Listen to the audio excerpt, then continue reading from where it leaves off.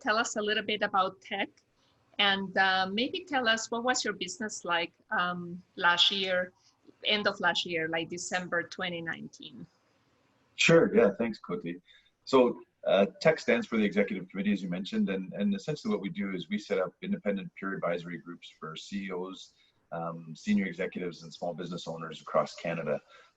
What TEC gives our members the ability to do is to share ideas and concepts in a very structured environment. So with a number of up to 12 to 14 different CEOs and business owners sitting around a table comparing insights and ideas on different problems or issues that may be facing individual business owners and helping them come to good conclusions, kind of getting rid of those feelings of isolation that a CEO or an executive may have, or a senior leader or business owner, even more importantly, may have, and helping them grow their business and make those types of decisions.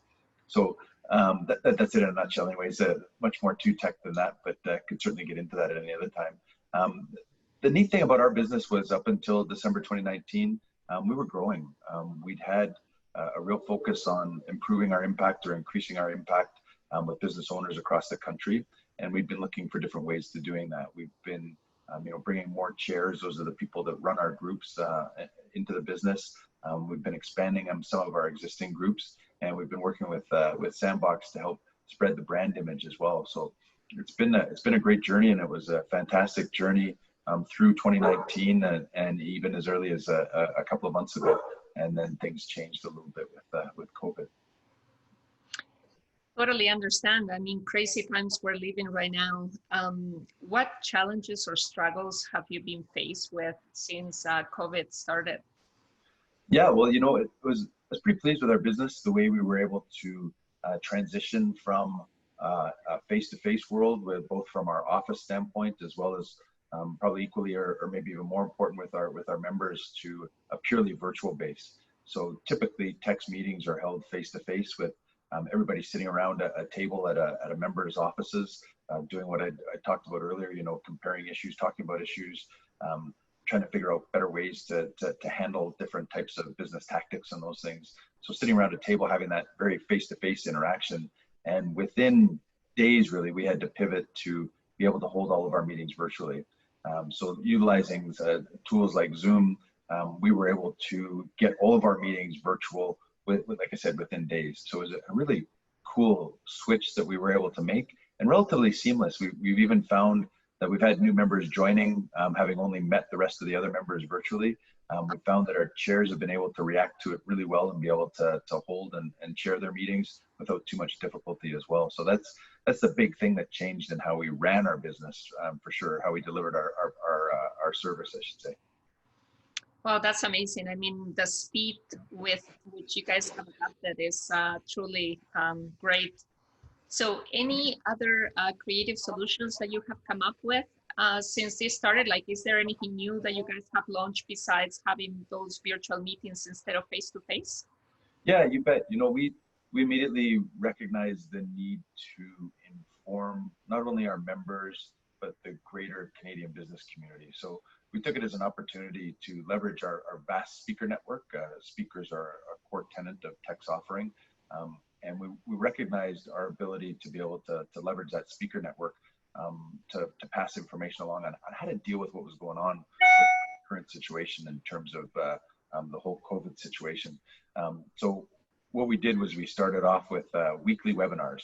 So we were offering weekly speaker series to address specific issues, anything from sales to emotions and issues that employees within businesses might be going through to how to sell during a pandemic, all those kinds of things. And then recognize that we've got a vast enough speaker network that we could start doing these daily.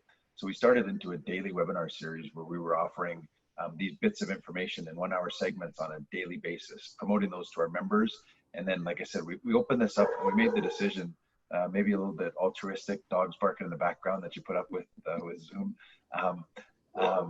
Maybe a bit of an altruistic approach, but to be able to help benefit the rest of Canadian business as well. So not only just our members, but open it up to the rest of the executives, business owners, and presidents and CEOs across the country to help them get through the situation as well. Wow, that's amazing. I mean, especially that you've been able to open this up to everybody that is interested. I think that that is a fantastic way to give back. Yeah, thanks. How would you say that your company is better now? Is there anything different about how, what do you think about the impact that it's having on your customers and your employees? Hmm. Yeah, it's neat. So the other piece I was going to mention too, just before I answer that exact question, was that we also thought it was really important to try to curate even more information. Everybody was getting and continues to be just hammered by all kinds of information that's coming at them. And how do they recognize and know what's important?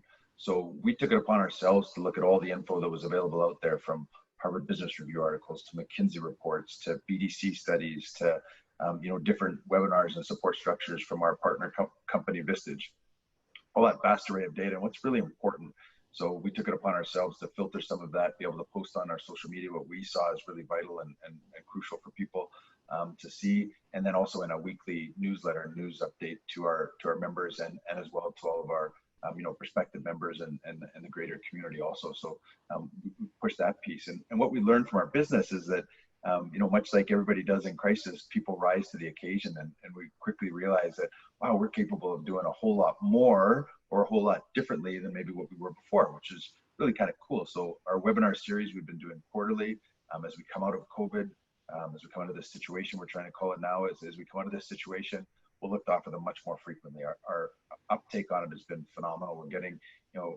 close to 200 attendees on each one of our webinars, and we're getting several hundred views as we post them up on YouTube afterwards. We're getting great engagement with all the information sources that we're sending out as well. So it's been kind of cool. We're starting to realize that we can maybe do our business a little bit differently, let alone the virtual component that opens up to us.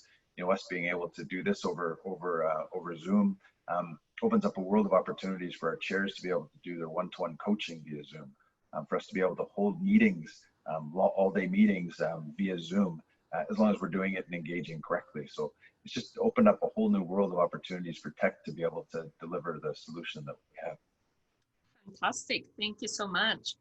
Again, thank you for your insights, your time. This is Coty Walker with Sandbox from Marketing with Marc Johnson from Tech Canada. Thanks very much, Coty. Appreciate it.